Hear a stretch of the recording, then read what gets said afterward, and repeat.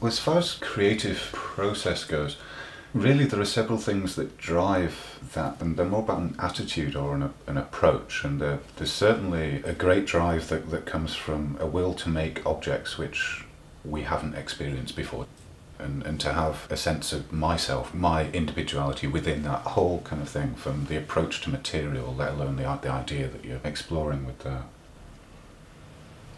Possibly one of the most difficult things that we have to deal with is not to have an idea about what we're doing beforehand, and to be comfortable with that, and to have phases when we're working where we're just exploring, and we're really trying to keep the mind not looking for the answer. We trip ourselves up in pursuit of the answer when actually it's the question we should be pursuing. For a phase very early on when I was first exploring the material, the challenge was really to find out where its edge was, what it could do before it started to break down, and to then start to say, well, what degrees of breakdown are there, and are any of those useful, interesting? Do they inform an approach apart from just helping me understand the material? Where's the potential in some of these things? One of the reasons for the choices of working with acrylic was that I wanted to work in colour, but that I didn't want that colour to be a surface. I very much wanted to work in a material which was three-dimensionally coloured.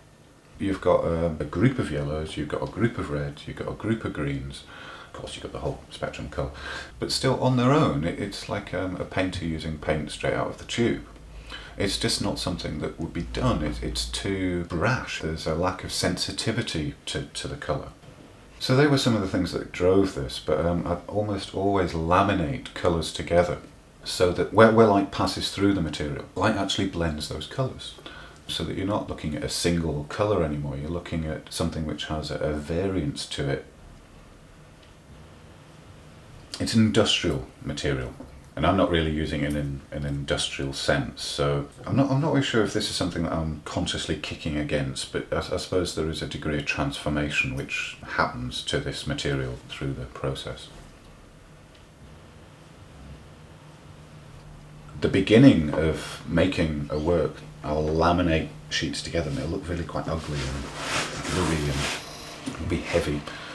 And then there'll be a laborious, long-lived burring away, removing of material to gain control of those colours, to gain those sensibilities that I'm looking for. And I'm looking to make things which have a sense of exquisiteness to them in some way.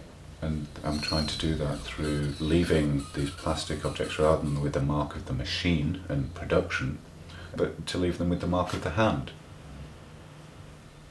To be honest, I was quite flattered when a few years ago a gallery in Vienna was broken into and several of my pieces were stolen. I was thinking, oh, fantastic, what a compliment that these kind of works in plastic were stolen from a jewellery gallery.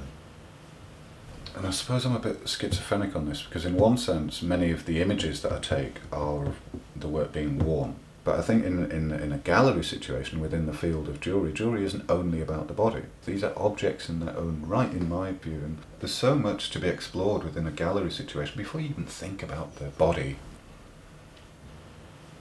I've always wanted to do exhibitions where the pieces aren't in cases, they're worn. Putting the work in a context for the viewer, and I don't mean an ideological context here, I mean a context which is other than on a shelf behind a piece of glass, alongside other pieces which we are conditioned to think we are considering, we are viewing. There's a whole different pace of things that can happen when you're seeing people wear things. They can suddenly tell you something about it that, you know, may cause you to think differently about it, or cause you to question something about it. There's something lovely about that. I was desperately fortunate in the sense that I grew up next to a river, and the whole wet look finish on the work is, I can see a very direct link back to kind of being a child and being old enough to kind of paddle around in the river. And so the river is certainly important. Outdoor spaces, growing things of any kind of a great inspiration. Always ambling around, just kind of looking. There's some stones that I go and sit just down by the river, just to kind of get myself away from the noise that machines make, which is kind of over and above the noise. Great, it kind of gets in. I just need to get rid of that and get rid of all that vibration and dust, and just go and kind of calm down and kind of think about some other kind of things, and I find it alters my head, and I'll use that throughout the day.